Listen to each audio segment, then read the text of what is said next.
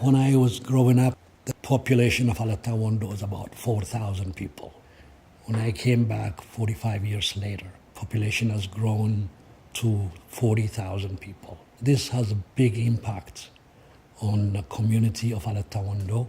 For every 3 kids, only 1 is going to school, so there's 2 on the street, and they just can't keep up with the population. 70 to 80% of our students suffer from malaria. There was no water, no electricity, very little livelihoods. What can I do to go back and help the community? My name is Sagai Bekele. I'm the Executive Director of Common River. My name is Donna Sillen, and I am co-founder and program director of Common River.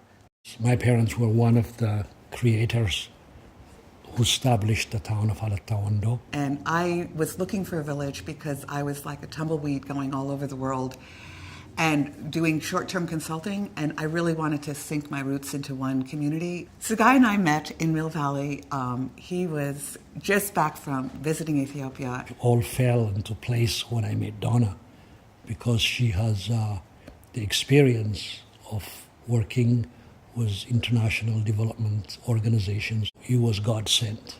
Common River is meant to create a self-sustaining, self-reliant community. So it's a development program. It's not a charity. We're trying to have the village be able to sustain its own growth and raise its own children. We set up a school, and we have K through 4th grade for 150 students. It's really difficult to focus on quality when you have a population that has ballooned so much. We wanted to keep that perspective. You know, if we get one child saved, one child successful, he will be able to change a lot more for the community. Our women are illiterate, and they really wanted to learn to read and write. It was an embarrassment for them to have an ink pad stamp to sign their name, and they wanted just to learn to write their name, and that is such an empowering force. But the next step is, what do we do with this knowledge? How can we make our life better? So right now we would need to get trainers, and there's people who specialize in female small-scale enterprise. We feel like women are ready to work and they really want to generate income.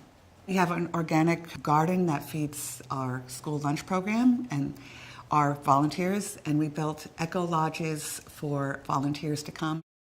Ecotourism is now going to be our main social revenue source, and we've been very excited about it because we really encourage this cultural exchange and have people come and volunteer and experience an authentic village at Common River. My name is Lara Dutto, and I am a friend of Common River and Donna and Sagaya, and I was a visitor and a volunteer there, and I helped them create a land use plan for the property. Laura came to Common River, and she brought such a new perspective for us and such a ray of sunshine. Laura wanted to put together a social map, which has been really envisioning exercise for us. There's a lot of discussion about architects and designers spending most of their time designing objects and spaces for the 10% of the population that already has too much. And so this was an opportunity for me to think about the 90%, the other 6.8 billion people around the planet who aren't having access to water and energy and shelter and education. And I mean, almost every need is there. Alatawondo is that 90%. My experience at Common River was really one of being a part of this on-the-ground laboratory for design thinking. It's not really a place where you plan out buildings, you know, it's a place that is fluid and it's constantly changing and growing. And when I was there, I also was able to paint with the children. And it was, some of them had never seen paint, and